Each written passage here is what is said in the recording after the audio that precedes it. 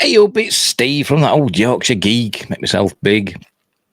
And welcome to my Sunday live news stream. I meant to move away from my microphone because StreamYard's always blasts it out, doesn't it?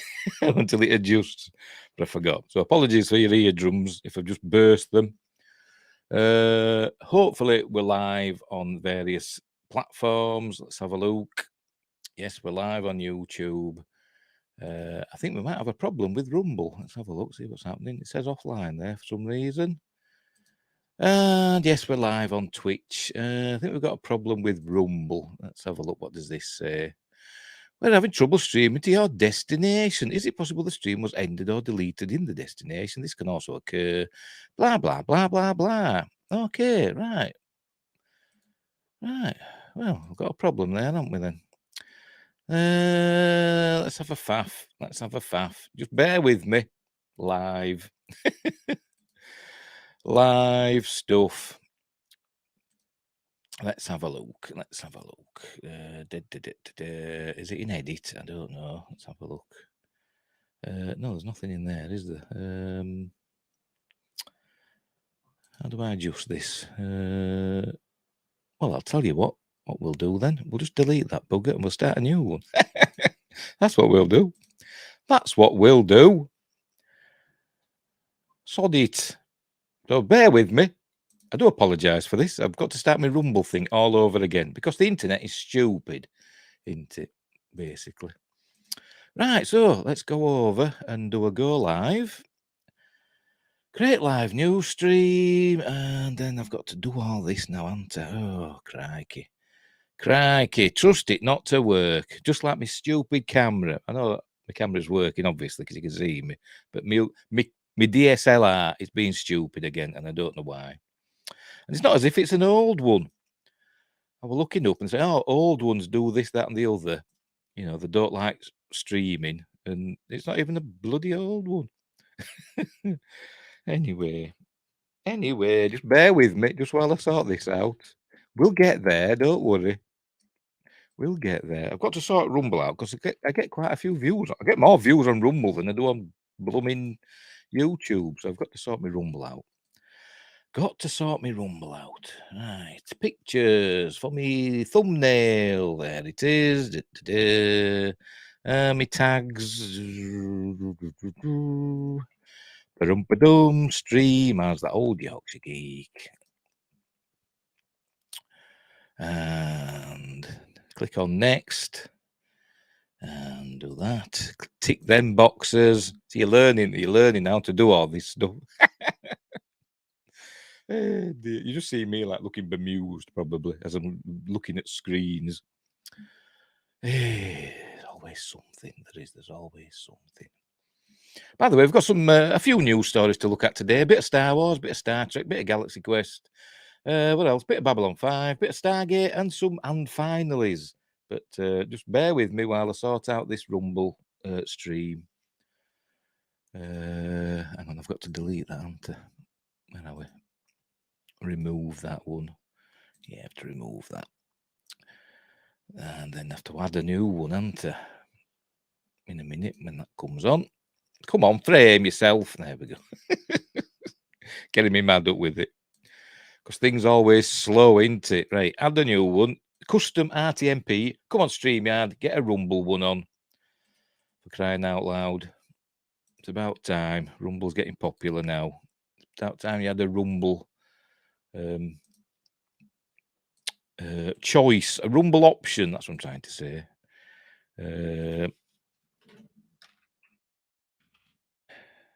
Stupid. Caps lock on. Hey. Right. Hey. What are you doing? Right. Right. Save changes. Right. Hopefully that's going now. So I will go back to there. And hopefully that is going. Press play. Come on. Come on.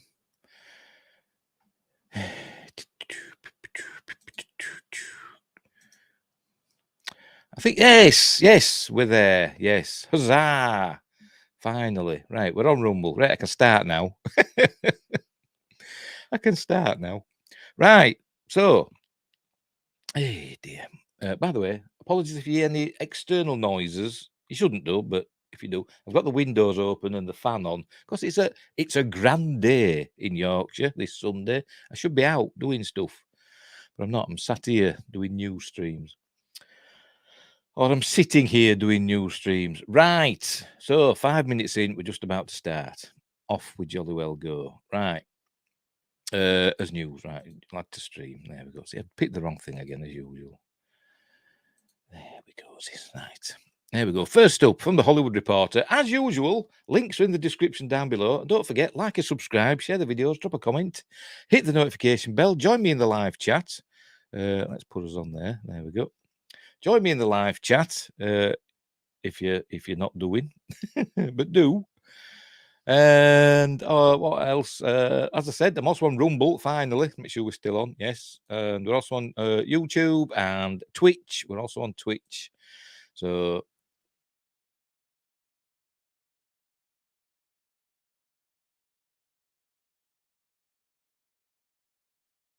don't ask me about how to. Hopefully, we're coming back on again.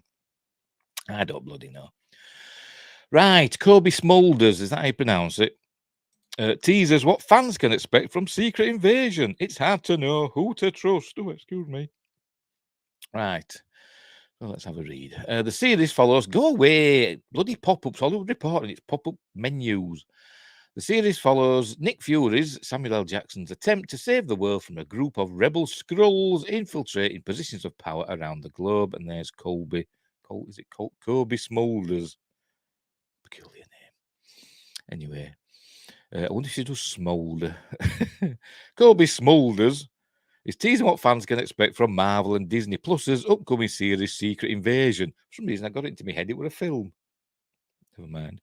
In a conversation with People, the How I Met Your Mother alum said that the show is much darker in tone than the previous Marvel Cinematic Universe ones have been. It's hard to know who to trust, Smulders said, pointing out that Secret Invasion provides insight into the lives of agents who are working to keep Earth safe.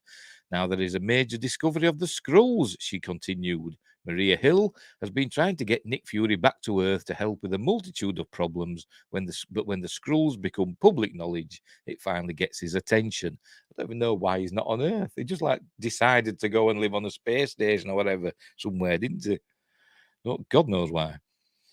The Friends from College star also explained Marvel creating new content for streaming services allows fans to get to spend more time with characters and get to know them and their backstories better than they typically do. It's been an absolute dream to play Maria Hill for the last 10 years, she told the publication. She's a fantastic multi-layered character who has triumphed over some intense moments in Marvel history. Smulders. Maria was last on screen in Spider-Man Far From Home, where it was revealed that she was a Skrull. Well, obviously it wasn't her then, was it? A Skrull pretending to be her. So the audience is in the dark as to what she's been up to, she concluded. I'd like to think that she's been sipping Mai Tais on vacation. Where's my phone? Oh, never mind. On vacation somewhere after coming back from the blip, but most likely she's been working on the mountain of backlogged issues. I was just going to check and make sure we're actually on YouTube because I didn't check. I usually check, don't I? So just bear with me. Bear with me. Right, we're there. Look. Yes. Where were we? I forgot where I was now. Backlogged issue, yes. So the blip, the infamous blip, which they shouldn't have done it like they did it, but they did. So nothing we can do about it. Samuel L. Jackson, Emilia Clarke, Olivia Colman, Don Cheadle, Martin Freeman, Ben Mendelsohn, and Kingsley Ben-Adir round out the Secret Invasion cast. It's an all-star cast. Apart from, I've never heard of Kingsley Ben-Adir. I do apologise. Maybe super famous, but I've never heard of him. The series follows Nick Fury, who works to uncover a conspiracy to instill shape-shifting Skrull double agents into positions of power around the world. The effort is being overseen by Ben Adias Gravik, who heads a group of rebel Skrulls that want to protect the race by infiltrating Earth and taking its resources. Secret Invasion premieres on Disney Plus on June 21st, so it's not that long to go. So hopefully it'll be good, but they haven't had the best track record, have they? As Marvel on Disney Plus. We first saw the Skrulls, didn't we, in Captain Marvel? But they turned out to be goody Skrulls. Well, the baddie. I can't actually remember a lot about Captain Marvel. I've seen it once, and that were enough. I tried watching it again, not so long since, and I didn't get very far, to be honest. It was bloody awful. But yeah, and as I said, as they said, we saw him again in briefly in Spider-Man, not Spider-Man, Spider-Man, No Way Home. But there we go. So hopefully it'll be good. I'm not building up my hopes because Loki's terrible. What was it, Captain America and no, not Captain America, Falcon and the Winter Soldier started off well, ended up being garbage. WandaVision, I loved WandaVision up to near the end. You know, it kind of fell apart towards the end, didn't it? But it's, you know, what's the face? Elizabeth. Yeah, I'm a simp for her. And what else has there been? Miss Marvel. I didn't mind. It wasn't amazing, but I didn't mind it. It was, I don't know, harmless, I suppose. What else have we had? I'm blanking. Oh, Hawkeye. That was just there. That just existed, I suppose. But it wasn't Hawkeye. It was the other lass. Don't ask me names. I've forgotten. I always blank on names as soon as I turn the cameras on. You know, the camera that works. Well, the other one works. It just, for some reason, there's black bars on my Canon, my DSLR. There's black bars on the left and right. And I fixed it yesterday. Sorted it out. I was like, yeah, I've done it. Turned it on today. Black bars are back. Stupid. I don't know. So if you know how to fix that, you know, drop me a line in the comments or whatever, because I can't work it out. So yeah, so anyway, Secret Invasion is coming up. We will see. I'm not building up my hopes. Right, I've made myself big. I'll just remove that. I forgot to go full screen, didn't I? I've just realised. Anyway, moving on. Kathleen Kennedy. There we go. Get it back on. There we are. Yeah, she's Kathleen Kennedy with husband Frank Marshall. It's probably a big reason why she's so successful. One of the greatest producers in living memory. She made coffees for, you know, better producers. Kathleen Kennedy teases future Star Wars projects will adapt High Republic stories, touts company's ability to transparently communicate their storytelling. This is from Bounding into Comics, so could get spicy. Lucasfilm president Kathleen Kennedy recently revealed that there are plans to adapt High Republic comics and novels into live-action projects moving forward. She says a lot of stuff. Remember, last year? She was warned, you know, there were rumours going around that she was told by high-ups at Disney to stop announcing things. She's totally ignored that, hasn't she? Kennedy made an appearance on Entertainment Weekly's Dagobah Dispatch podcast, where she was asked, "You've had a huge book initiative with the High Republic. Is it a huge book initiative? And all these novels coming out. So is that a space where we're going to start to see more on-screen unintelligible?" Unintelligible. She responds, "You know, it could be because one of the things we talked about in publishing was how we could begin to incubate certain ideas. And in the case of the High Republic, there's been some wonderful storytelling that's gone on there. It's not necessarily what Leslie's doing with Acolyte, but it certainly opens up the possibilities of being able to tell stories in that space. You know, Acolyte, where nobody knows what's happening with it. I mean, has it got a full series order? Are we just going to see a pilot? Are we just going to see a sizzle reel? We don't know anything about it, do we? Even though it were, you know, had a big do at the Star Wars celebration. By the way, see if we've any chats on Rumble. No chats on Rumble. Is anybody watching? God knows. Anyway, and let's check in on Twitch. How the hell do I do this? Do I click that?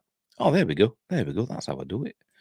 Right. So I can check on the stream chat on Twitch as well now. And one person is watching. I think that might be me. Right. Back where we were. Back where we were. Where was I? Oh my, the Acolyte, yes. It's still a bit vague about what's happening with the Acolyte, isn't it? But hang on, let's adjust this camera. I'm going the wrong way. There we go. You can see all me background. Look over there. That's my leather jacket over there with me zebra pattern scarf that I never wear because I feel foolish. I got it with having a bit of a midlife crisis. Anyway, so it's being hung up there for about 3 years. I should really put it away in a wardrobe, but what the heck. Where were we? The Acolyte, right? So yeah, we don't know what's happening with that. Really, full series order, don't know. Sizzle reel, don't know. Pilot episode, don't know. In contrast, Kennedy was also asked about potentially adapting Cal Kestis and the Star Wars Jedi video games into live-action film or TV series. She answered, "I've seen a lot of chatter online about that. It could be really interesting, and it's not something that's front and center right at the moment," which means no, she doesn't like that idea. That's what it means. Doesn't like the idea that a lot of people are saying the game has a better Star Wars storyline than what's coming out in movies and on Disney Plus. Because that is what's being said online. And if she's seen that, which I don't think she has, she might have been told about it. She doesn't like that. So no, so they're not going to do that. I've got a big blister on my finger. I was doing gardening yesterday, cutting the grass and stuff. And I've got a big blisters on my hands that I keep catching. Anyway, enough of my woes. She then went on to praise the company's internal communications when it comes to all of the stories they are working on. But what's interesting, she says, in the company that we do is everybody across all these lines of business is we all talk to one another.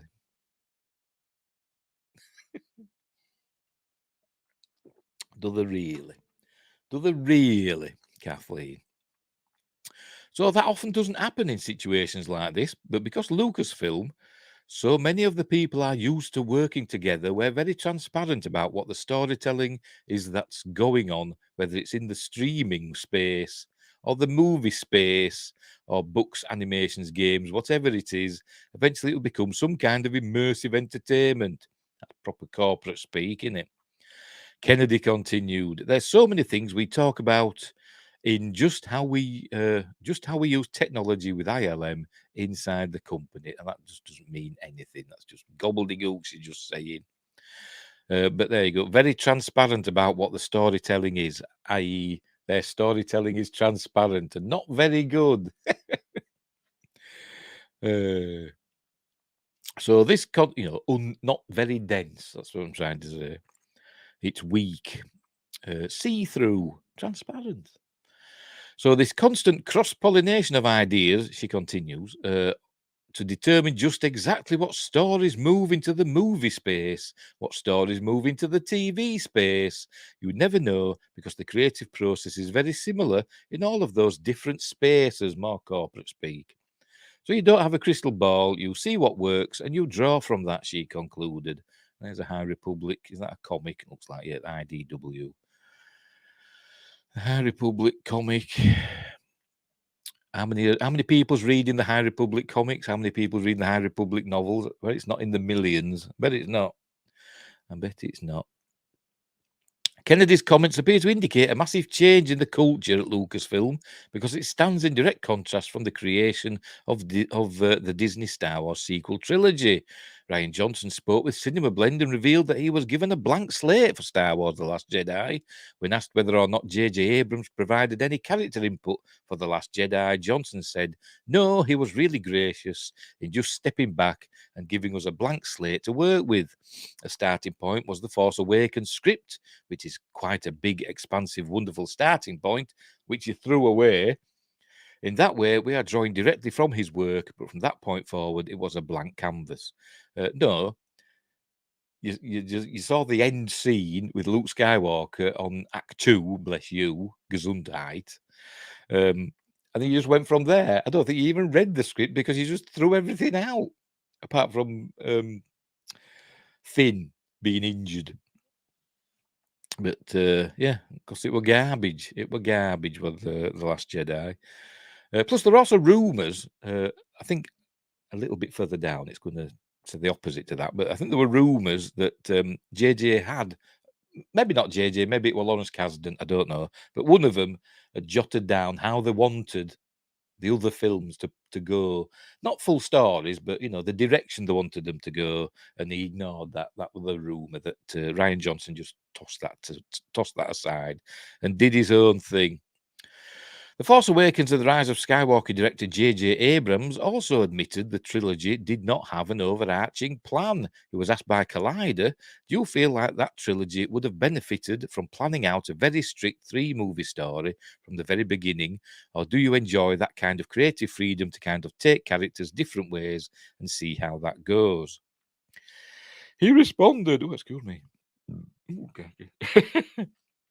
What I've learned as a lesson a few times now, it's something that, especially in this pandemic year, working with writers, the lesson is you have to plan things the best you can. Abrams continued, and you always need to be able to respond to the unexpected, and the unexpected can come in all sorts of forms. And I do think that there's nothing more important than knowing where you are going. So there you go. So he's admitted there that they didn't know where they were going. Although there was the rumor that he had a loose plan of where he wanted it to go, but they didn't know where they were going. So like each film was its own thing, and were rubbish. Although I did like The Force Awakens, it had huge issues with parts of it, but I did enjoy it for the most part because it was a setup film, wasn't it? And that's what J.J. Abrams that's what he's good at, isn't it? He sets things up. He don't finish things. When he's trying to finish things, as in The Rise of Palpatine. Did I call it the wrong title, by the way? I called it, yes, The Rise of... That should be The Rise of Palpatine. But when he did that, he didn't finish anything off, did it? It was garbage. It was a comedy. It was just hilarious to watch. It was so bad. It was Plan 9 from outer space levels of rubbishness.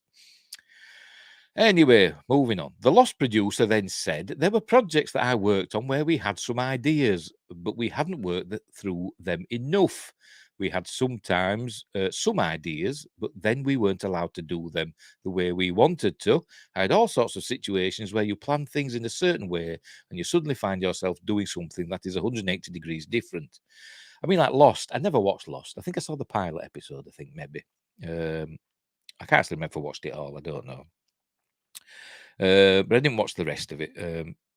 But that were apparently made it up as they went along. They didn't know what the outcome were going to be. I don't know. He did Alias, didn't he? I think did he? J.J. Abrams did he do Alias? I didn't watch that either, so I don't know if that was like that. But Fringe, I know Fringe was one of his, and I did watch that mostly.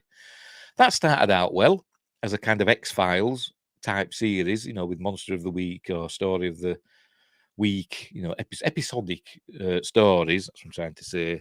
But that kind of went its own way, went completely different with this multiverse thing. And I kind of stopped watching it then. Oh, D's J's here. There we go. Good afternoon, my friend. I hope your Sunday is going well. Yes, it is. It's going quite well. Apart from my camera not working properly and me Rumble stream going doolally. But apart from that, it's super. Hey, see if anybody's chatting on Rumble or stream. No, it's stream or Twitch. Should I say no? Right, where were we? And then sometimes it works really well, and you feel like, wow, that really came together. And other times you think, oh my god, I can't believe this is where we are. And sometimes when it's not working out, it's because it's what you planned. And other times when it's not working out, it's because it didn't. You just really, you never really know, Abrams relayed. That's what you need good writers for. You need a good script writer there on set. For when the unexpected happens and the scene doesn't work out the way you're wanting it to, you've got a good screenwriter there to fix it and come out with some pages. That's so there you go. Sounds like I'm coming out for the writers there, doesn't it? And there he is with his comedy glasses and false nose. And needs a mustache and a cigar. With his Groucho Marx impersonation. I know. He's only been given what God gave him, and I'm no oil painting. Anyway. Abrams then admitted the sequel trilogy needed a plan, but having a plan, I have learned in some cases the hard way, is the most critical thing. Otherwise, you don't know what you are setting up. You don't know what to emphasize, because if you don't know the inevitable of the story, you are just as good as your last sequence or effect or joke or whatever. He concluded saying, but you want to be leading to something inevitable. By the way, I should also say, in defense of having a good writer around, I suppose, is the original trilogy, Star Wars original trilogy. That didn't really have a plan, did it? George Lucas kind of made that up as he went along. He had a vague idea where it were going. But if you watch it, you know the Luke kissing Leia in A New Hope, Star Wars. It was just like a peck on the cheek. That were fine. But he did kind of, have googly eyes for her, didn't he? She's beautiful, and asking Han if he were interested in her, and he said, no, and good, and all that. But in Empire, she gave him a proper full-on lips French kiss with all saliva and everything going everywhere. And then in the third one, she turned out to be his sister. So that was a bit awkward, wasn't it? So if you're thinking he had that plan from the beginning, then no, he didn't. Anyway, did he plan to have a Death Star in Return of the Jedi when they were writing Star Wars? Did you think, oh, I'll have another Death Star in Episode 6? No, I didn't. Anyway, what do you make of Kennedy's comments and the fact that Lucasfilm is entertaining the idea of adapting High Republic stories into live action? Well, what I think of it is that Kennedy says a lot of things. She's like, it's like Chief Wiggum in that Simpsons Halloween special one, where they're in the 1600s during the witch trials, and somebody points out, it doesn't say that it says in the Bible, and Chief Wiggum goes, well, the Bible says a lot of things, and burner and all that. So it's a case of Kathleen Kennedy says a lot of things. Don't take it all to heart. But anyway, does she do powerlifting or something? She's got some great arms on her there, hasn't she? Right. Let's move on. Remove that. Because I've got to F11. Boom. And we'll move on to the next one. This is a big story that's been doing the rounds. There you go. Disney removes dozens of series from Disney Plus and Hulu. We don't get Hulu in the UK. It's just Disney Plus here. Including Big Shot, never heard of it. Willow, Why, I've heard of that. And Dollface, not heard of that. Go away. Pop-ups. Right, updated with more titles being removed. Disney is starting to pull content from streaming with dozens of series and specials slated to leave Disney Plus and Hulu on May the 26th. Deadline has learned. Is this just in America, or will this be for everywhere as well? So will we see all these disappear from Disney Plus in the UK? I don't know. We will see on May the 26th. Be with you. The titles which are being removed from Disney's streaming services globally. Oh, right. Fair enough. Just answer my question.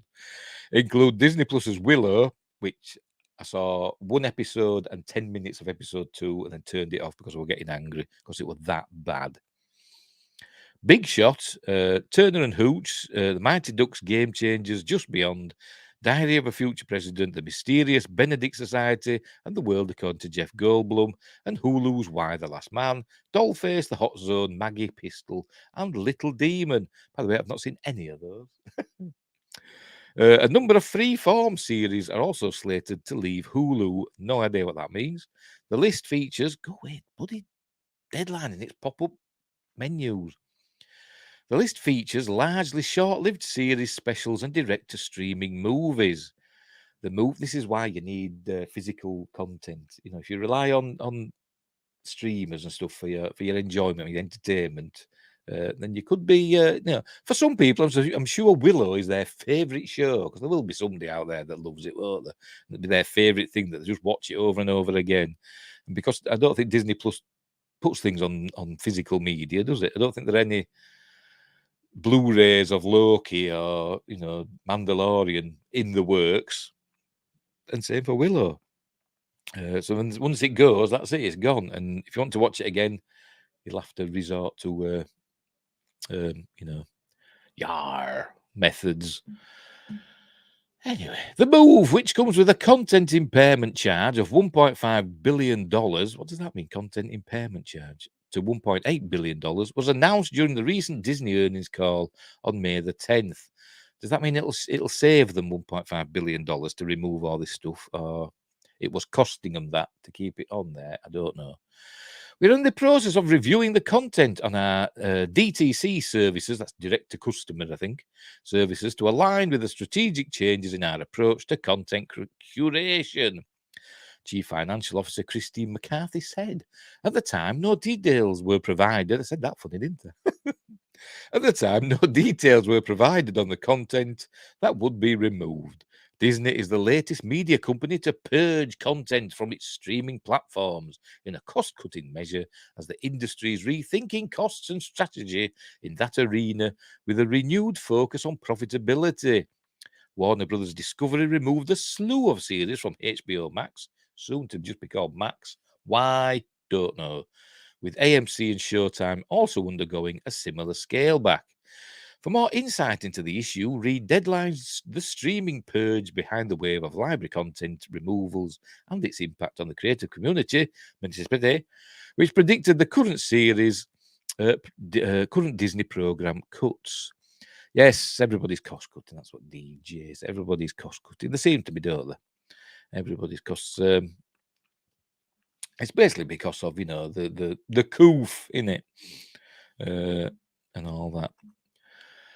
Below is a list of some of the titles that are being removed from Disney Plus and Hulu. Right, update Friday. Howard will not be removed from Disney Plus. The documentary about famous Little Mermaid lyricist Howard Ashman was on the original list of titles set to be pulled May 26th that Disney had sent out to partners. The list is being re-evaluated, and there could be additional changes, a rep for Disney said. Second update, see, it's fluid. As the list is being finalised, several other Disney Plus series that had been earmarked for removal are staying on. A Spark Story, Marvel's Empower, and Marvel's Voices Rising, the music of Wakanda Forever. The roster below has been updated to reflect that. And third update, more titles, including Disney Plus's The Right Stuff, have emerged. They have been added to the list. So anyway, so there's your list. Big shot turn. I'm not going through them all. But there you go, Willow, the making of Willow. I've not seen any of these apart from the Willow. I've not seen the making of it. I've heard that's good. The World According to Jeff Goldblum, but I never got around to watching it. The Right Stuff, is that a series? Is that based on, the film The Right Stuff about the early NASA, manned space flight, Mercury and Gemini projects and stuff?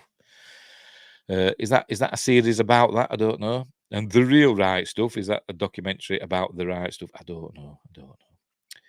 Anyway, so there you go. Stargirl. What else? Other stuff. Black Beauty. Boom, boom. DD. Stuntman. I've not seen these.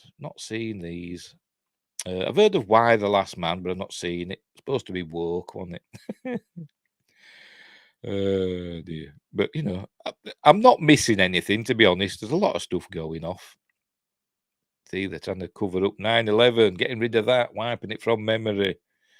What an inside job. And also at the bottom, additionally, leaving Hulu on May the 31st. What does Freeform mean? I've no idea, but those. Anyway, so there you go. So lots of stuff going from Disney Plus and Hulu, just Disney Plus elsewhere in the world. We have the Star thing, don't we? That is essentially Hulu stuff. Yeah, so that's it. Not great news for Disney this last week, but we'll move on. Probably more bad news for Disney.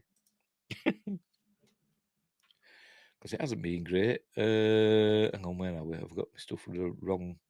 No, we haven't. Anyway, what else happened? What else happened for Disney? Hang on, let's make myself big a minute.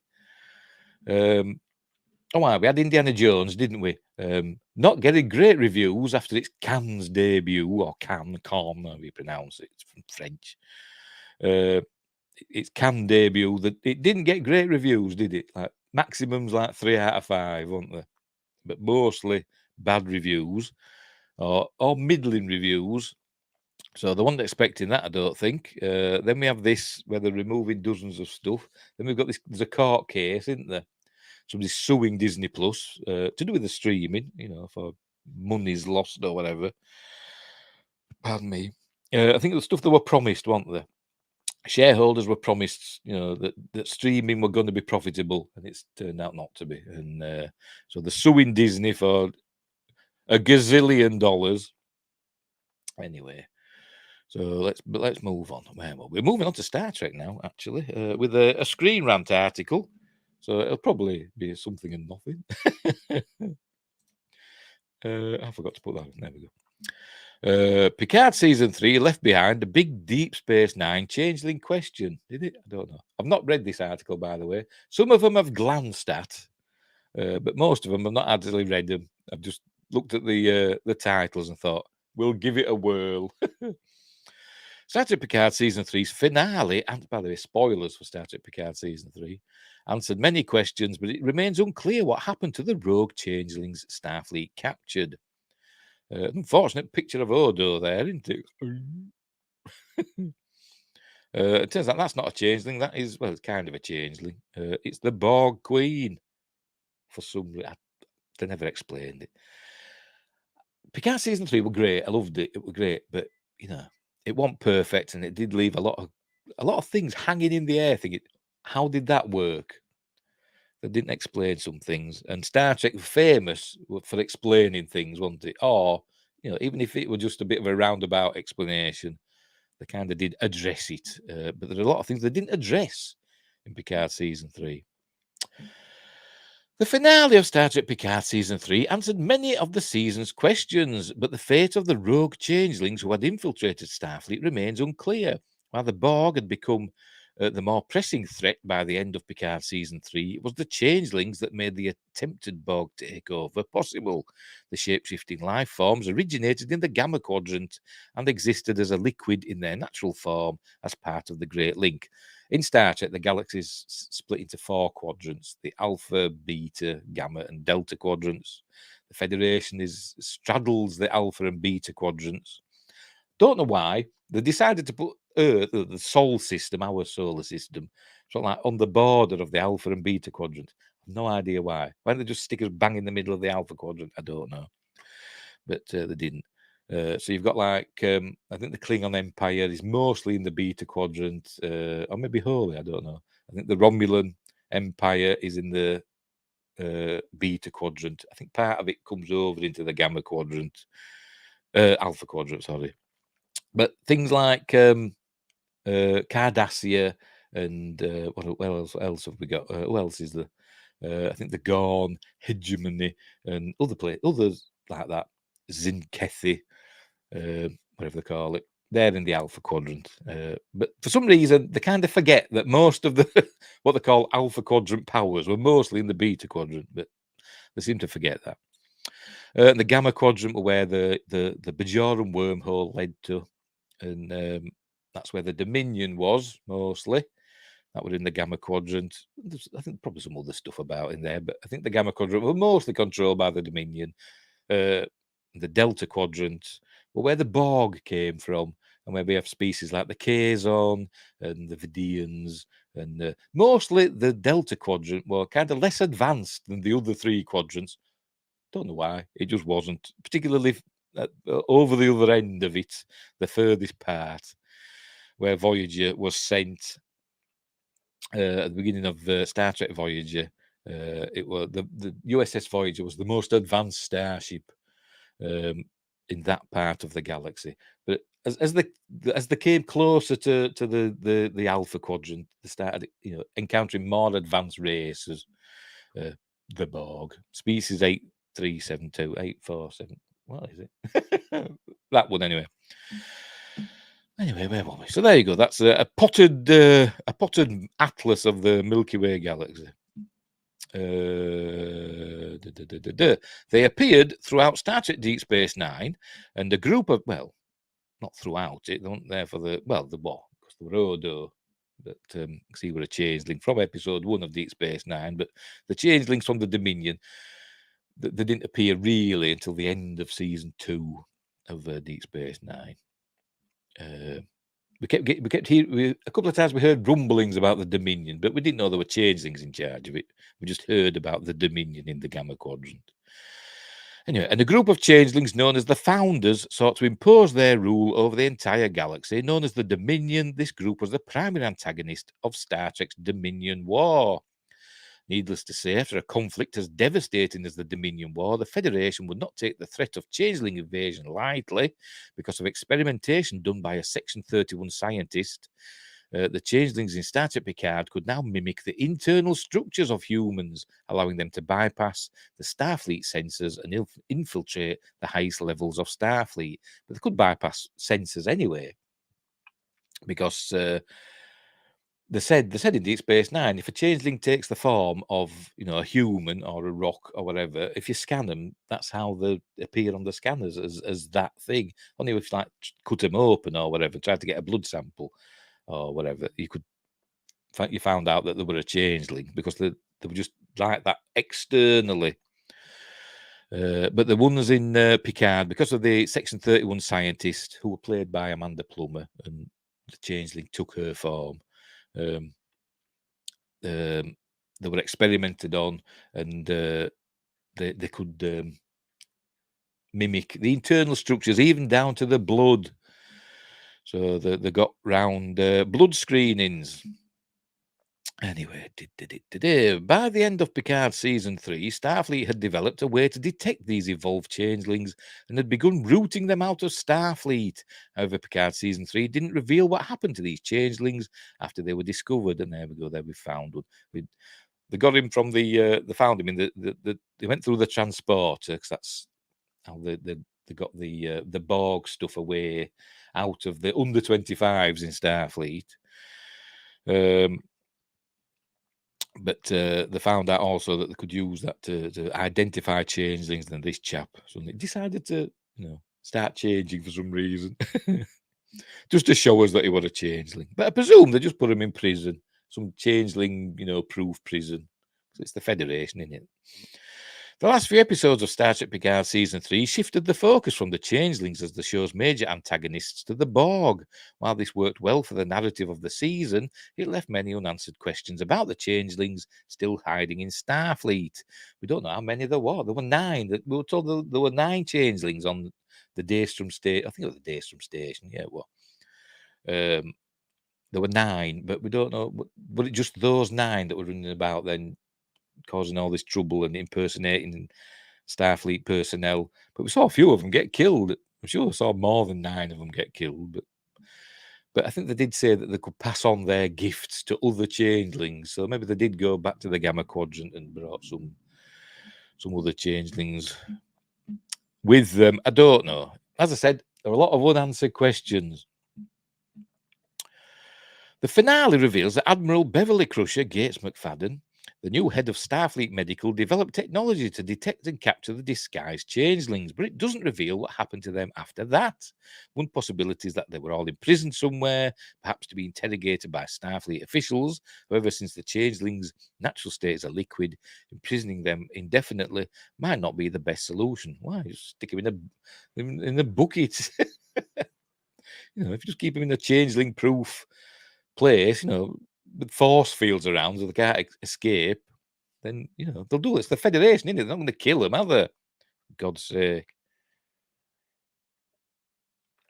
Saying that, though, you never know with Kurtzman Trek. Even though Picard Season 3 were good, it wasn't perfect, was it? And it did even have parts of it where you had Jack bemoaning about humans and Earth being cruel and, basically, bigoted and stuff like that. I think, no, that's not what it's like in the 24th and 25th century. We'd left all that behind. Anyway, Star Trek Picard Season 3 revealed that these changelings were a rebellious group that broke away from the Great Link after the Dominion War. Starfleet could have chosen to return these rebel changelings to the Great Link, allowing the other changelings to handle the problem.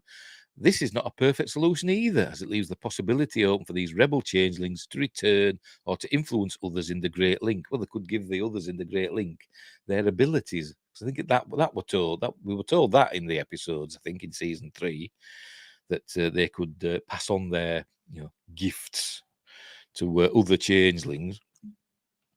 Anyway, it's unclear whether the changelings ferreted out of Starfleet have reformed after the destruction of their Borg allies, or whether they still pose a significant threat. Oh, pardon me, sorry, coffee. Hopefully these questions about these evolved Star Trek changelings and their future plans will be answered in an upcoming project, such as the heavily rumoured Star Trek Legacy, hashtag Star Trek Legacy. Should the changelings still be Star Trek Legacy villains? Why not? I mean, keep it open. You've got to keep things open, haven't you? Don't tie everything up in a bow. Keep the chance that they may return there, because people are saying the Borg have been defeated. That's the final defeat of the Borg with the Borg Queen and her cube and stuff blowing up at the end of Picard Season 3. But I don't think it is. They're still out there. They're still in the Delta Quadrant. Because they're on about when Voyager blew up that transwarp hub, saying, no, that cut them off from the rest of the galaxy and stuff. But I'm sure 7 of 9 said there were, was it 6? There were 6 transwarp hubs in the Milky Way. So they did have others. I think it was 6. There were more than one anyway. So they did have others. Anyway, where were we? By the way, hashtag Star Trek Legacy. I've read this bit. I'll start again. With the rebel changelings' ultimate fate unknown, they could still prove to be a considerable threat. There is no way for Starfleet to know exactly how many changelings have infiltrated Starfleet. And once Starfleet begins rounding them up, some will likely go into hiding. With so many unknowns, it would make sense to tell more of the changeling story in Star Trek Legacy. As I said, there were 9 that were experimented upon. On the I think it was Daystrom. It was either Daystrom or another Section 31, facility. Why would Section 31 call its facility Daystrom Station, one of the most famous people in Federation history? I don't know. They'd call it something innocuous, wouldn't they? Let's say like Area 51. The changelings were a formidable villain in both Star Trek Deep Space Nine and Star Trek Picard Season 3, and they'd been mostly quiet since the Dominion War. To end the Dominion War, Starfleet nearly wiped out the changelings with a virus, a war crime that many changelings have not forgotten. Yeah, that was mentioned. This thirst for revenge, especially after their defeat at Frontier Day, would continue to make them prime antagonists for Star Trek Legacy and allow the writers to answer the lingering questions left from Star Trek Picard. Yeah, I think it should pop up again, but don't make him the primary villain. I think Legacy should be an episodic series, maybe with an overarching story, because Star Trek often did have overarching stories or overarching stories. But if they do it, hopefully they will. It'll be episodic with a new adventure each week. But yeah, do have the changelings back at some point, maybe in as a cliffhanger at the end of Season 1 or whatever. Right, that's it for that. But yeah, I think they'll be back. But I hope we get more answers about them. I don't mind the stuff being left up in the air and unanswered, as long as it is dealt with down the line. I mean, the Klingons, that took a long time to get an answer to, didn't it? While the Klingons from the original series suddenly looked like they did in Star Trek: The Motion Picture. It took until 2005 to get an answer for that.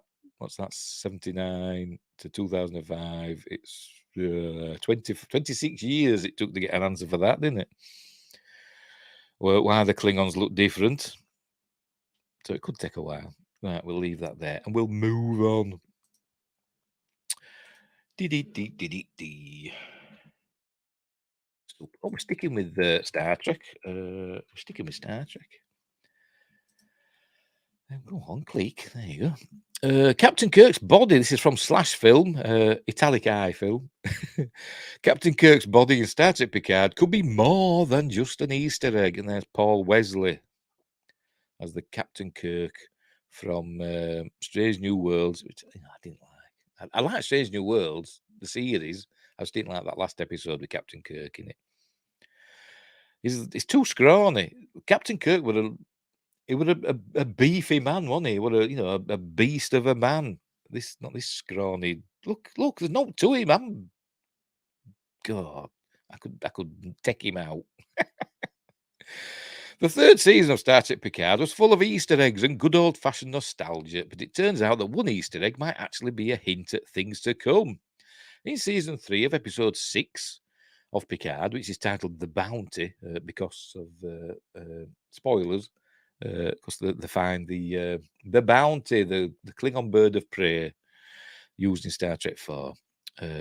Anyway, Worf, Michael Dorn, Raffi, Michelle Hurd, and Riker and Jonathan Frakes break into Daystrom Institute's underground warehouse. Not underground warehouse, it's a bloody space station. The Daystrom Station. Underground warehouse. To try and retrieve. Did you watch it, Danielle? To try and retrieve what remains of Data Brent Spiner. Is that why they go there? I can't actually remember why they went there. They went there for something. I don't know if it was to get data. I don't know. Maybe it was. While they're there, they see a few interesting items taken by Starfleet intelligence, including an attack tribble and the body of one James Tiberius Kirk. We don't actually get to see Kirk, of course, just his X-ray and some basic information about him. Still, it's pretty wild to know that Starfleet went and got his body off of Viridian 3, where we last saw him at the end of Star Trek Generations. Yes, I'm going to say it. Voshtaja Viridian. The best bit of Star Trek Generations when she says that. The role of Kirk, of course, was originally played by Slash Film contributor William Shatner. Slash Film contributor, is that the highlight of his career? On Star Trek, the original series, back in the 1960s, and then in the 7 Star Trek films over the 30 years that followed. And he also voiced him in Star Trek, the animated series, don't forget. However, he's also been played by Chris Pine in the Kelvinverse films, starting with Star Trek in 2009, and by Paul Wesley on Star Trek Strange New Worlds. That means it's not impossible that we could see the character show up in other Trek properties too. In an interview with comicbook.com, Star Trek Picard Season 3 showrunner Terry Matalas confirmed that this little Easter egg could, in fact, have potential repercussions elsewhere, and they could be very exciting. All the possibilities for one of Trek's most beloved captains, and there's where we saw him on Daystrom Station. There, captain of the USS Enterprise, and James T. And there's other information I don't know. In the interview, Terry Matalas was asked if the Kirk's body Easter egg was a hint about anything that could potentially happen in the future, including Paul Wesley reprising the role of Kirk as a clone, perhaps, in the 25th century, maybe on Star Trek Legacy. # Star Trek Legacy.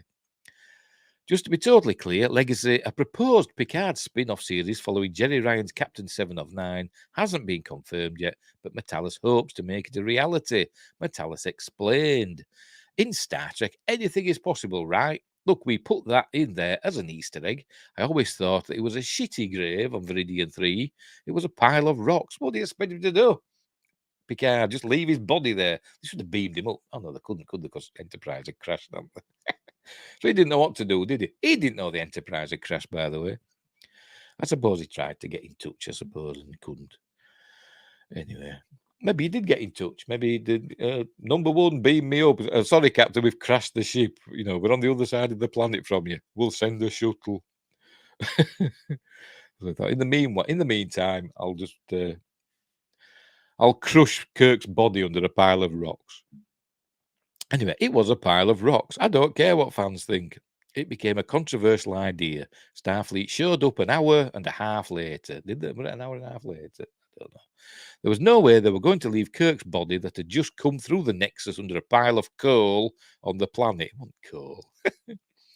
So it was less an insidious plan, and it was mostly a nod to Shatner and Julian Gar's Reeve Stevens' novel The Return in that way, and to give some opportunity to keep that character alive in some way. I've not read it, but I think in that, I think they used Borg nanoprobes to bring him back, I think, but I could be wrong. Whether that will be Shatner or some new actor or crazy gender swap clone, some fun thing. It's science fiction and your imagination is endless. That was the idea behind that. It turns out there already was a gender-swapped Kirk in the Star Trek comics. Of course there was. In one of the Kelvinverse stories. That sounds like a lot of fun, but it could be exciting to see Wesley's young Kirk appear and link the franchise together in a brand new way too. All of the Star Trek shows and films are available to stream on Paramount Plus. Yeah, no, because I don't like him. I don't like Paul Wesley as Kirk. He's not Captain Kirk. Chris Pine wasn't Captain Kirk either, but at least he was better than Paul Wesley. He's too scrawny, look. There's nothing to him. No shoulders. William Shatner, even in his youth, he was a bear of a man. Wasn't he? You know, he looked like he could tear your arms and legs off. He was a big fella. William Shatner. And he's a big fella now, but in a different way. But anyway, that's taken from that final, because he's on the Farragut there. We can see that of his ship, the Farragut, with its pew-pew phasers. God, it could be dead mad. But I'm sure we're going to see him again in Star Trek Strange New World Season 2, because he was in the trailers, and they keep saying he's going to be Lieutenant Kirk, but I'm sure we see him with Captain Stripes on his sleeve. I'm sure we do. Anyway. But yes, hopefully, maybe they will bring Kirk back. Maybe it will be Paul Wesley. I'm not bothered. I don't know. It won't be William Shatner. They could do a deep fake, couldn't they? They could do a deep fake. Anyway, we'll move on. I'm pressing control for no idea. Right, we're back to Star Wars now. We are back to Star Wars. Right. Star Wars Ahsoka's Mary Elizabeth Winstead says Rebels was a major influence on her performance. I should hope so. That's where the character came from. Anyway, the countdown is officially on for Star Wars Ahsoka, the latest live-action series from the galaxy that is set to arrive on Disney+. The show will weave in a good chunk of lore from the Star Wars Rebels animated series, bringing beloved characters like Hera Syndulla, spelt it wrong, isn't it? Mary Elizabeth Winstead into live action. While the task of stepping into such a beloved role could be seen as daunting, Winstead apparently viewed it as an important asset.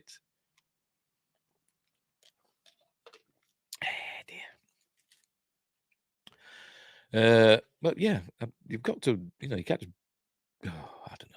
Having a character who's already existed and has such a rich history on something like Rebels as an actor, it's incredible, Winstead explained in a recent interview with Entertainment Weekly's Dagobah Dispatch podcast. Everybody goes on there, don't they? I've never even seen it or heard it or whatever it is. Because sometimes we're tasked with creating our own backstories or trying to flesh out a character that doesn't really have that much on the page. And so to play a character that has season after season of storylines, well, I think 4, weren't there? Of storylines and complex histories with everyone in their life and relationships and experiences was really something I've never experienced quite like that.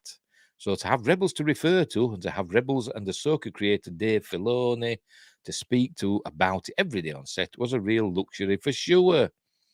So who is the Hera viewers will meet on Ahsoka? And is she any different from the one we saw on Rebels? She should be older anyway. That's a weird thing, by the way. The Twi'leks, or is it Twi'leks? I've always said Twi'leks. I've heard people say Twi'leks. I'm going to say Twi'lek. Do they age more slowly? Because she's like a fully grown woman. I presume she was supposed to be in her 30s in Rebels, but then we move on to the Mandalorian era, which is another 10 years. So she's supposed to be in the 40s. I don't know. It was Mary Elizabeth Winstead in the 40s. I don't know. She doesn't look that old. Anyway, I don't know. I don't know how old she's supposed to be. I see Hera as an incredibly strong but complicated person, Winstead Sats Sat. You mean says.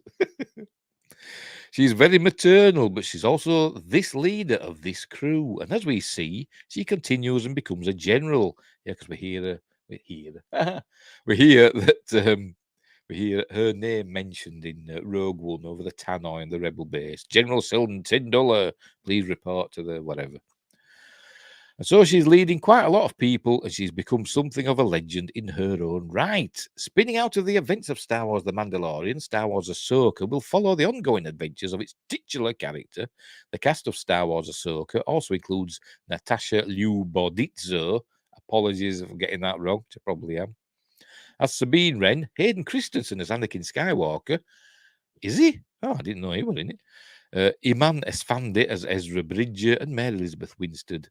Ray Stevenson, who I'm looking forward to seeing, and Ivana Sakno, who I'm also looking forward to seeing, in currently unknown roles. No, we do know because it's been announced. They just copied and pasted this from somewhere else. Don't ask me off the top of my head, I can't remember, but we do know their character names.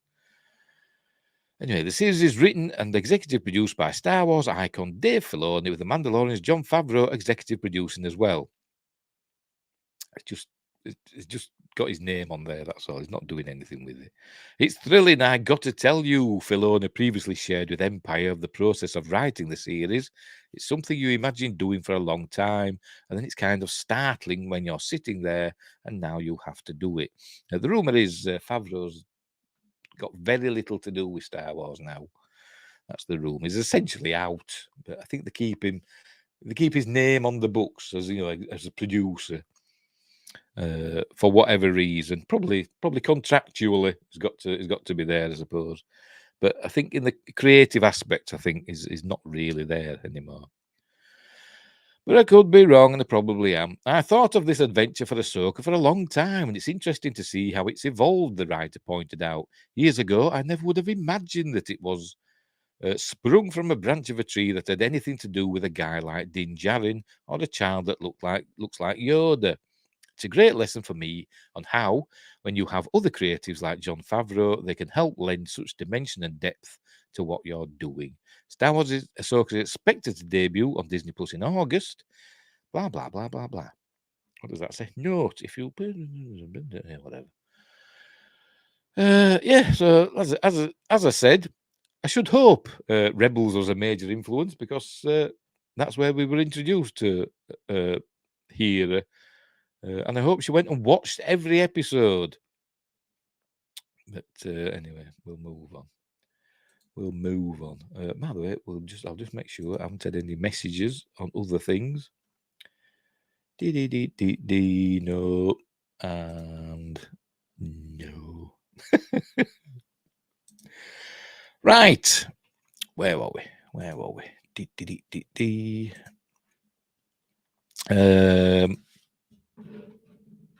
we go. Right, with this one now. Pressing the wrong button. There we go. Sigourney Weaver still loves this sci-fi movie that isn't Alien. Don't know why I said it like that. This isn't Alien. Sigourney Weaver might be most well known for the likes of Alien and Ghostbusters, some of the best movies ever, but it's this cult classic she still loves, and there she is in Alien, isn't she? Sigourney Weaver is a Hollywood legend. Excuse me. Known for her roles in some of the best movies of all time, including Alien and Aliens, and Alien 3 and Alien Resurrection. I like all the Alien films. I like Alien Resurrection. I don't know if people have got to get against it. It's cool. Anyway, Ghostbusters and Ghostbusters 2. And new movies like Avatar 2. Well, she was in Avatar 1 more, wasn't she? As herself. She's in Avatar 2 as, a Navi. In particular, Weaver has put in the hard work to leave a stamp on the science fiction genre, and now she reveals the one sci-fi flick she's really connected to. Speaking with Collider, Sigourney Weaver spoke about how much she still loves Galaxy Quest. One of the best comedy movies of the 90s. She was first asked what Sigourney Weaver movie she'd first want someone who doesn't know her to see. She said Gorillas in the Mist, but then backtracked. I almost said I'd want people to see Galaxy Quest first instead of Gorillas in the Mist, because that is the way I really felt in outer space, like a blonde who doesn't really know how to do anything. Laughs. Weaver elaborated. So for me to play this character who could figure everything out and know what buttons to push and do this and do that and use a flamethrower and all this stuff, that was acting, man. I really am Gwen, she continued Weaver, and Gwen DeMarco. See, it was Sigourney Weaver as Gwen DeMarco who portrayed a character called, I forgot, Tawny Madison. But anyway, and I love that movie. The movie is a love letter to all actors who go off and do these crazy stories. Galaxy Quest is a beloved cult classic and is regarded by many as a pseudo Star Trek movie, because it is. Some people even say it's one of the best Star Trek movies ever made, even though it's not about Star Trek, but it kind of is. It's more about Star Trek fandom. It's a love letter to Star Trek fandom. That's because the movie is a parody of the franchise, managing to make fun of it in a loving way while still also telling a great story, a great sci-fi story. Several Star Trek actors, including Star Trek captains William Shatner and Patrick Stewart, have shared their mostly positive reactions to the movie, embracing its sense of humour. Beyond that, Galaxy Quest also features an excellent cast. Weaver is joined by the likes of Sam Rockwell, Alan Rickman, and Tim Roth. Tim Roth? Tim Roth's not in Galaxy Quest. No, he ain't. Who bring the movie to life perfectly. Where'd they get Tim Roth from? Tim Roth's not in Galaxy, unless it's a bit part, is a blink and you miss it. Unbelievable. Tim Allen they're talking about. Tim Allen. That's who they mean. Tim Roth. Who bring the movie to life perfectly. If you haven't already seen it, it's the one to go to immediately on your watch list. Yes, it is. Blah, blah, blah. So, yeah. So, there we go. So, she'd want you to see Galaxy Quest first. And it is a great film. Speaking of Galaxy Quest, I put a link in the description. The podcast guys have done a Galaxy Quest, The Definitive History. That's in the description. It's great. It's 48 minutes. It's a great little video about Galaxy Quest. It's cool, and the love that Galaxy Quest has. It's well worth a watch. Go and give it a go, and also subscribe to the podcast and Podcast Unleashed. So there we go. And that's it. Sigourney Weaver was really good as Gwen DeMarco / Tawny Madison in Galaxy Quest, and looked astonishingly hot in a blonde wig. And they said she had a fake chest. It didn't look fake to me, but they said she did. I thought she just had one of those bras that created the cleavage. I don't know. What am I doing that for? Anyway, we'll move on before I dig a hole for myself. But yes, give Galaxy Quest a whirl. It is worth it. It's an amazing film. One of my favourites. It was one of the first DVDs I ever bought. And it was a Region 1 DVD as well that I bought. Because I had my first DVD player was a multi-region player. I think it cost me about 200 quid back in the day. You can get them for about 20 quid now, okay? And one of the first DVDs I bought were a Region 1 Galaxy Quest. I think I got like Galaxy Quest, The Mummy, Sleepy Hollow. They were among the first ones I got. I think The Mummy and Galaxy Quest were Region 1 DVDs. I think Sleepy Hollow were a Region 2. So there you go. A bit of potted history of my DVD buying things. Right, where were we? Next, we're getting there. Babylon 5 next. Babylon 5. Right. Hang on. Nearly forgot. There we go. Right, here we go. Babylon 5 creator turned down Star Trek Enterprise. This is from The Companion. Babylon 5 creator J. Michael Straczynski puts right the rumour that he was asked to take over Star Trek Enterprise. There's the Star Trek Enterprise crew with Babylon 5 in the background. Responding to a fan on Twitter, Babylon 5 creator J. Michael Straczynski confirmed that he was approached to write for Star Trek Enterprise, the ill-fated prequel which ran for 4 seasons from 2001 to 2005, and it's my favourite Star Trek series. I'll keep saying that till the end of time, until they do a better one, which is unlikely. I love Star Trek Enterprise. I think it's brilliant. So there. I love all the Star Treks, classic Star Treks, but Enterprise is my favourite. What can I say? There was some talk, barely mumbles, about bringing me onto the show as a writer-producer, not showrunner, which normally means I wouldn't be able to follow my own voice, so I let it die on the vine, Straczynski said. I would love to do Trek, though, someday and do it right, by my lights anyway. By my lights anyway? What the hell does that mean? There's the Twitter thing, responsible. It's a pretty mind-boggling what if, given both the lukewarm reception that Star Trek Enterprise received from some Trekkers and the awkward fact that Straczynski initially picked Babylon 5 to Paramount in summer 1989. Not only did they turn him down, but they launched their own morally complex and mystical space station show, Star Trek Deep Space Nine, in 1992. Oh, there we go. So there you go. That's it. So that he was asked to go on as a writer, but not as a showrunner. But it doesn't say when. When did they ask? At the beginning, or for season 4? I don't know. I bet it was for season 4 because they changed showrunners, didn't they? In season 4, Manny Koto took over as showrunner, didn't he? Or head writer, or whatever they call it. Rick Berman has essentially been the showrunner. He's the mastermind, ultimate control, isn't he? Of classic Trek, Berman era Trek, that's why they call it that. But Manny Koto, took over like showrunner duties, didn't he, for season 4? And season 4 was really good.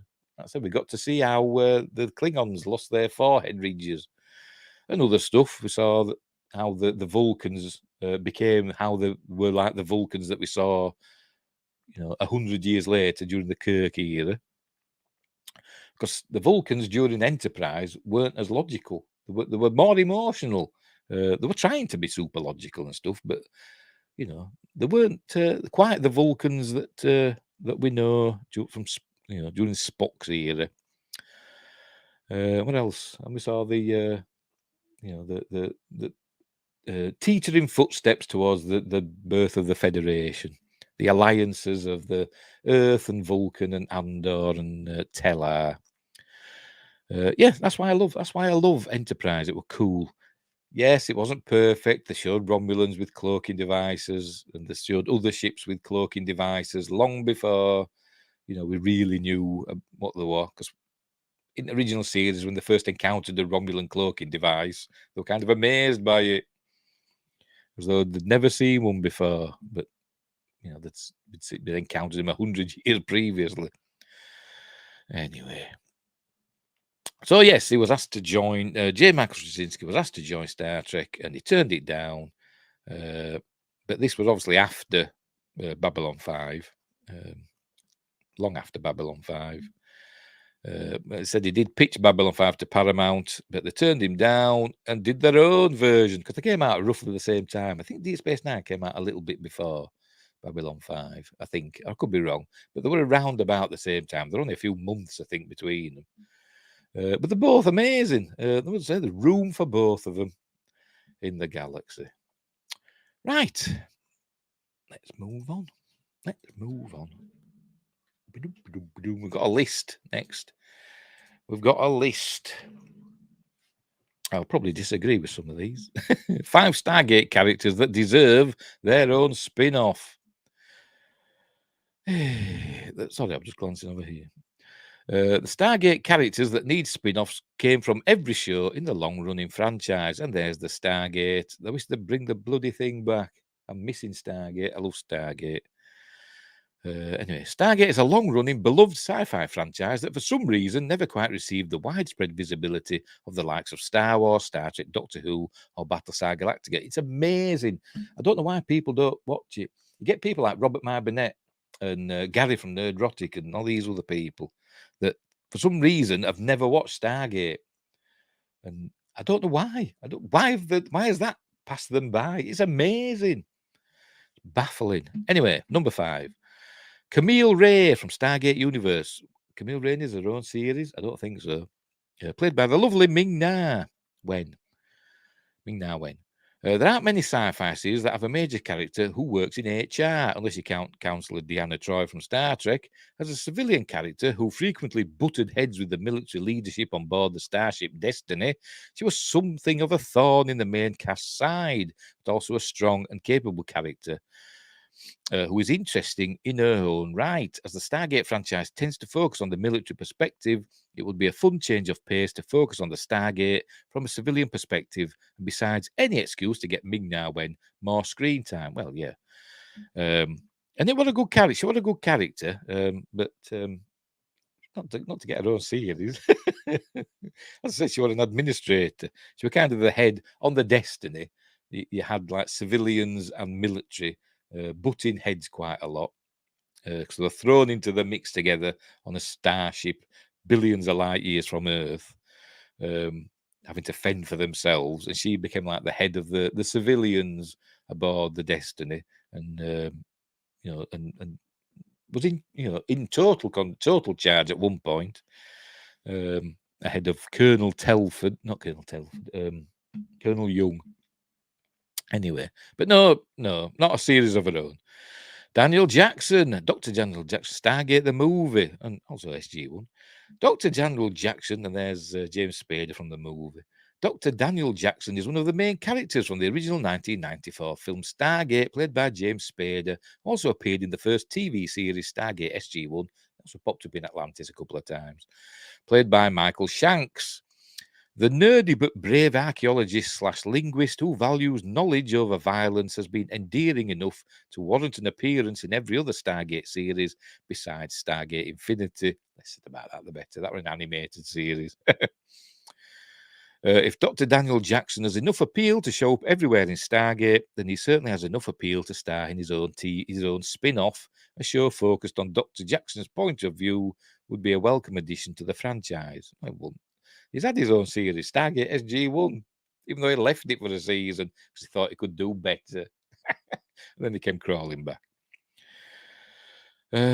Justice for Corin Nemec's character.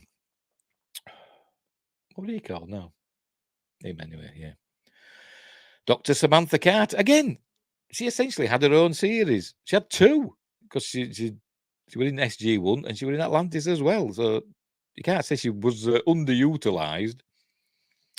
Samantha Carter, Amanda Tapping, might not have shown up in the original Stargate film. Still, the theoretical astrophysicist and former Air Force captain has been a compelling enough character to warrant major roles in Stargate SG-1 and Stargate Atlantis, along with a small role in Stargate Universe.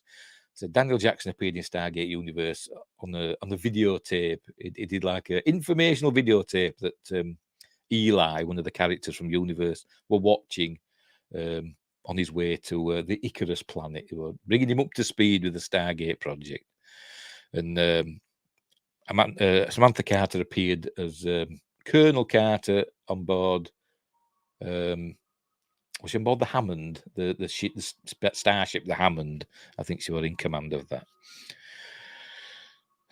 Dr. Carter is the sort of character who's not afraid to use her knowledge to rain down destruction on her enemies, such as when she used a Stargate and a black hole to cause a star to go supernova, destroying an enemy fleet. Her fantastic on-screen presence and no-nonsense attitude would make her a perfect main character in a spin-off series, but she doesn't need one. She was a main character in SG-1. She was a main character in Stargate Atlantis for season 4. She became the leader of the Atlantis expedition in season 4 after Elizabeth Weir, spoilers, was killed by the replicators. So no, she doesn't deserve her own series, but it'd be nice to see her again because she's easy on the eye. Taylor Amagan, Stargate Atlantis. While Dr. Samantha Carter has already gotten a lot of love in Stargate canon, Taylor Amagan, Rachel Luttrell, has unfortunately been underutilized. Well, yeah, because she's not really that interesting, to be honest. She's a major character in Stargate Atlantis, but the Athosian warrior hasn't shown up in any other Stargate series since. As a character who is not native to Earth, she offers an interesting perspective on the events of the show that shows a fascinating insight into an alien culture. Getting more of her perspective as she explores the wider universe away from the planet Athos would be a welcome use of the character, though given her current occupation as an Athosian leader, it might be hard to justify that from a character perspective. No, she doesn't deserve her own series. Yes, she were okay, but she wasn't that interesting. She was most interesting when we found out she had superpowers, and she was an amazing fighter, showing the fighting like Ronan or John Shepherd.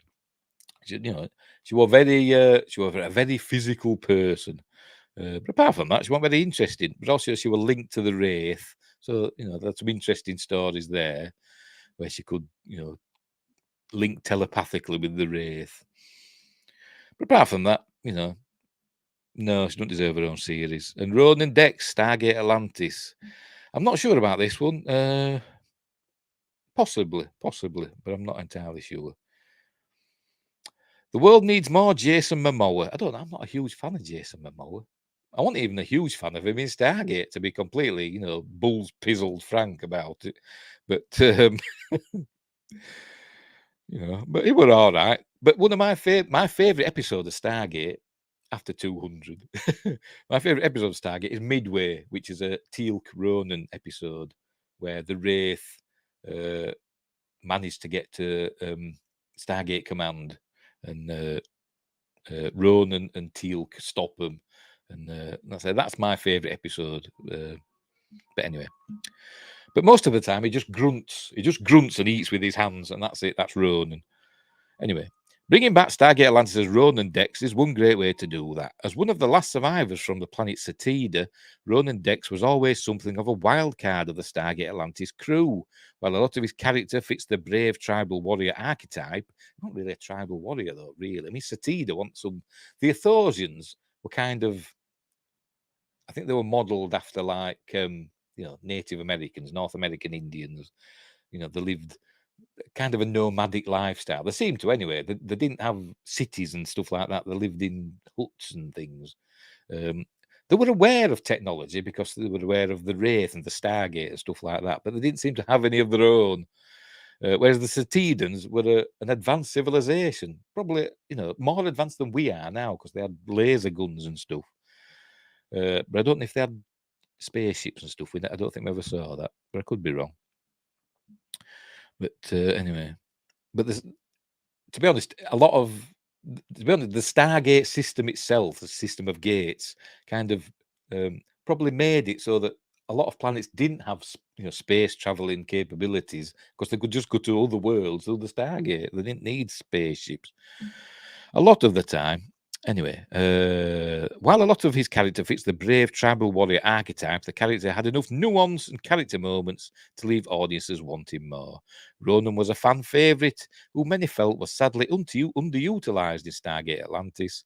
A show focusing on his exploits would help rectify that. I'm not sure.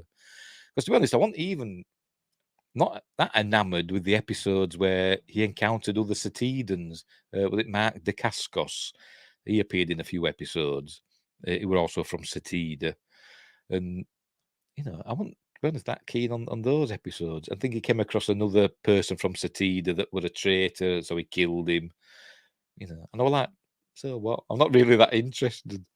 But maybe to see, maybe not a series, but maybe I don't know, a special. Amazon do a special about Satida. Just call it Satida, about the Wraith culling that basically wiped out Satida. And now Ronan Dex escaped. Because I think he left, I don't know if it were a wife or a girlfriend. He left his family behind, didn't he? He ended up, they were taken by the Wraith, turned into a runner, had a transmitter thing implanted in him, turned into a runner, and then hunted for years and years and years before John Shepherd and all that freed him, and he went to work on Atlantis. But no, I don't think any of these deserve their own series. In fact, the only thing I think they should do with the series is just get all new characters and have others turn up in cameos. I mean, I had an idea, a show called Stargate Alpha about the Alpha site, and something happens. The Alpha site is supposed to be like essentially Stargate Command, but on another planet. With a full complement of soldiers and F-302s or whatever they call them, and the fighters and stuff, and basically a city on another planet. With thousands of people working there, and the Earth gets cut off from the rest of the galaxy. They can't contact the Earth through the Stargate. And they send ships, and there's an energy field that surrounded the Earth's solar system, and they can't get through it. They don't know what it is, and that would be the plot for the season. Finding out what's done this, and it's shrinking as well as this energy field. So we could see some of the outer planets getting destroyed by this energy field as it's shrinking.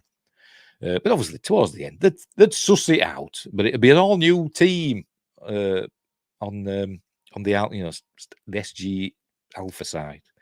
That'd be my idea anyway. So send me a check, Amazon. Anyway, we'll leave that there. Waffled on about Stargate. I could go on all day about Stargate. I could. Right, with 2 and finalies. Are you ready for this? First, a stupid one. Oh, I forgot to do bloody full screen. Hang on, I'll go back to it. F11, there we go. Right, The Mirror. 400-year-old painting baffles viewers who say fashion item is proof of time travel.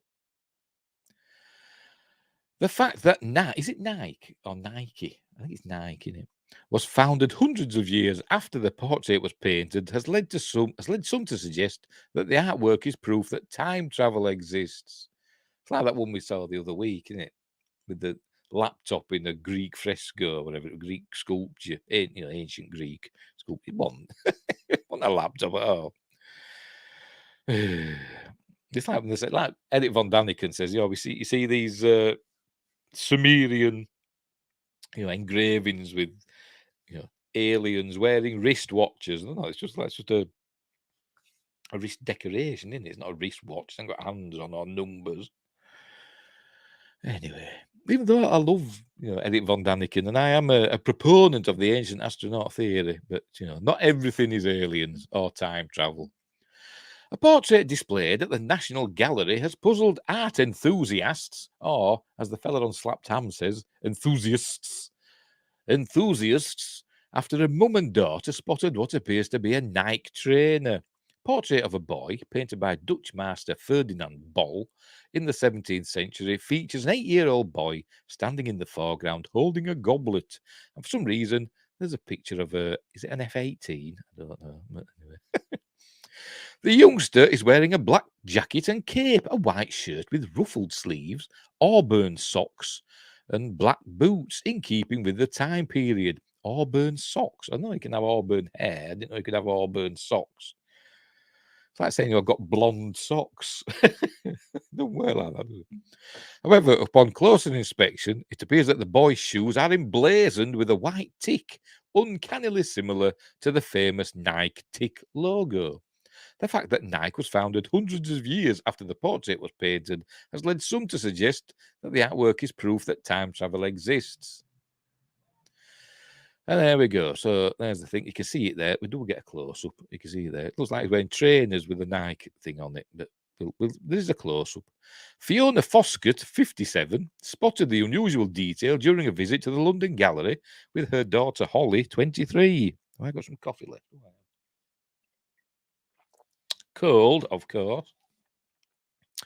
She told The Sun, as we're reading it in the Mirror, I said to my daughter, hold on, is he wearing a pair of Nike trainers? And I bet they giggled. Looking at the age, he must have got his hands on the first pair of Nike trainers ever made. Or is he actually a time traveller?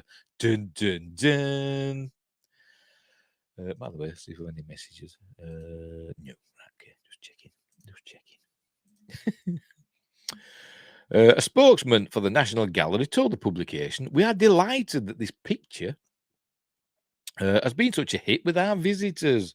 It resonated with followers when we put out a tweet asking people to see if they could spot a more modern detail by taking a closer look at the shoes of the 8-year-old boy in the portrait. And here's a close-up.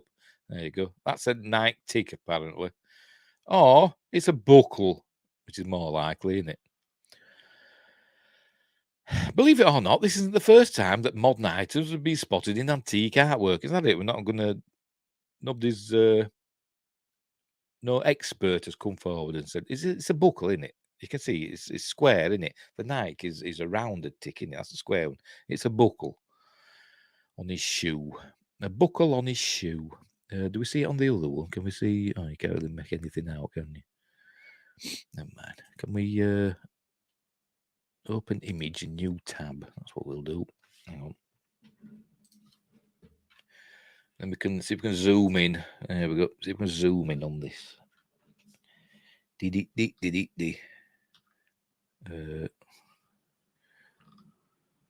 That's as close as we can get.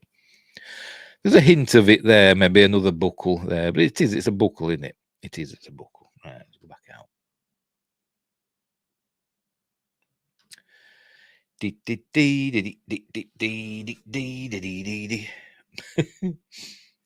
Oh, where were we? Where were we? Believe it or not, this isn't the first time that modern items have been spotted in antique artwork. Last month, art fans spotted what appeared to be an iPhone in a painting from 150 years ago. Right, we're going to have to have a look at that now, aren't we? Oh, God, never ending. Here we go. Time travel proof as woman appears to be using an iPhone in 150-year-old painting. There she is. F18 again. Are we going to have a close-up of her? No, we're not. But it's just a woman holding something. And they're saying that's an iPhone. It could be anything, couldn't it? It could be a Bible, little Bible or something. Or a notepad, you know. Crying out loud. Right, where were we? The expected one, painted by Ferdinand George Waldmüller in the 1860s, features a woman who looks like she's completely mesmerized by a rectangular item she's clutching in her palms. However, speculation was quickly put to rest. Oh, there we go. When it was revealed that the image actually shows the woman focusing deeply on her hymn book. There we go. Oh, the hymn book. So there you go. Go away, you. How do that? Oh, God's sake. So it's not nice. It's a buckle. It's a buckle, in my opinion. But it's interesting. It's a bit of fun in it. It's a bit of fun, right? And definitely, and finally, this is a continuation, sort of a story that we covered last week. Big cat expert fears trophy hunters will flock to kill them after DNA confirmed existence in UK. Remember we did this story last week about big cats. I forgot, declassified or something. Panthera Britannia declassified or something. A documentary that they said they've got DNA confirmation that there are big cats roaming around, the English countryside. So there we go. Big cat expert fears people will flock to kill them after existence confirmed in the UK. A big cat expert fears, Philip Schofield has left this morning. Who cares? A big cat expert fears trophy hunters will flock to kill them after new DNA evidence confirmed their existence in the UK countryside. Frank Tunbridge, is he from Tunbridge Wells, I wonder? No, he says the latest findings could also cause the public to panic and put pressure on councils to cull the animals. Got to find them first, haven't they? Go away. How do we get rid of that? There's no X. There's no X to delete that. Never mind. Documentary makers revealed last week they had received a 99% match on a hair sample found on a fence to a big cat species. I didn't know you could get DNA from hair unless there's a follicle attached. Maybe there were a follicle attached. But Frank, who has studied big cats for over 60 years, but I'm no scientist, I don't know. But Frank, who has studied big cats for over 60 years, fears the new evidence will endanger the species and make them targets for bounty hunters. Frank from Pudsmead in Gloucestershire said, big cats have been out there for 40 odd years now. They keep themselves to themselves and they haven't harmed anyone ever. The theory is, I think the late 60s, an act was passed in the UK. I can't remember exactly what it was called, but about exotic pets. People used to have exotic pets like big cats, mountain lions, stuff like that. And then they passed this act, and I think they had to register them and spend a lot of money on licenses and stuff like that. And so the theory is that they were released into the countryside, these big cats, and they've thrived. And we know that some animals from other climates can thrive in Britain. We've got I think with more than one colony of like what they call them, wallabies. Australian wallabies that live some in Derbyshire and I think some somewhere else. Is there a colony of them in like Devon or somewhere like that, or Cornwall? I'm sure there is. I'm sure I've seen it somewhere. Anyway, and there's hippopotamuses living wild in Colombia, isn't there? Were taken there by that drug baron. Anyway. The DNA confirmation is a double-edged sword. On the one hand, I think more people will come forward with really good images now it's being verified. Count on it. But I also fear that that we will suddenly get bounty hunters, most probably coming out of the woodwork, shooting them. It's not America, though, is it? With trophy hunters, they won't just want a blurry photo. They'll want something more realistic to show their friends.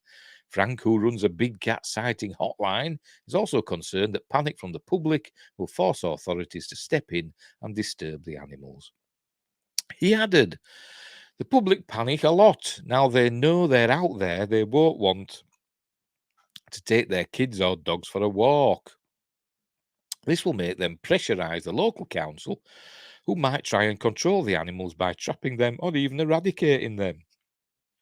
But we don't really know where they are, do we? I mean, they're seen very occasionally in seemingly random places. As I said last week, my dad saw one in Cloughton,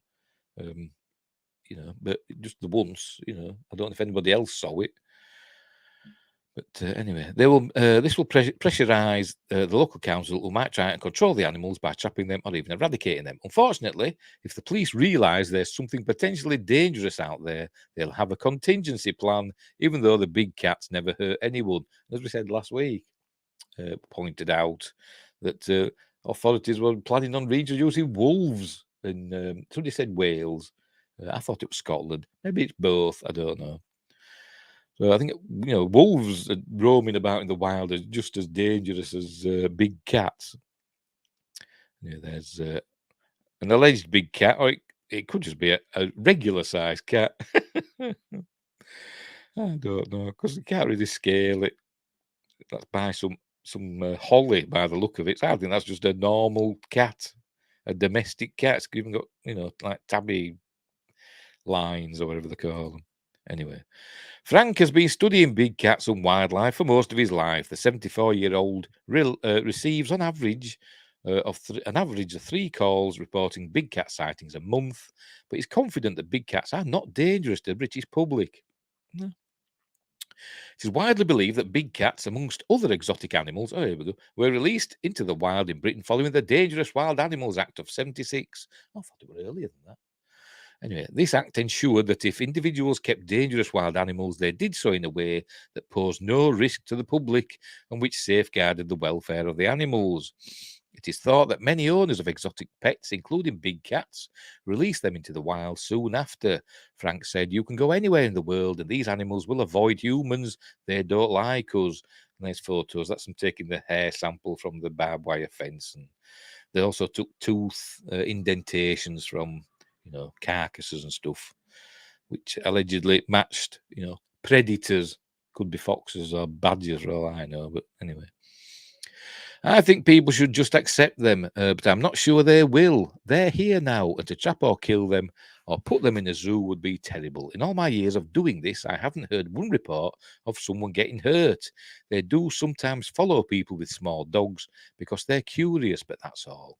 They're helpful for keeping the deer population at bay, proofreaders, and they're not going to go away now. Instead of panicking, we need to learn to live with them. Oh, that's it. So there we go. So that's 2 weeks in a row we've had a big cat story. Does that mean it's going to come out? Beast of Bodmin Moor and all that. Right, that were it. We'll leave it there. Right. So there you go. Thanks, DJ, for dropping in and saying hello. Anybody else said anything before we go? No live chats on Rumble. I don't even know if I've had any viewers. And on Twitch, nah, of course not. Of course not. I don't get many viewers on Twitch. I don't get many viewers. Never mind though. Get quite a lot on Rumble though. Probably people just popping in, seeing how rubbish it is, and popping out again. Right, we will leave it there. So let me get that right. Right, so thanks for watching. Wherever you are, look after each other, and until next time, I'll see thee.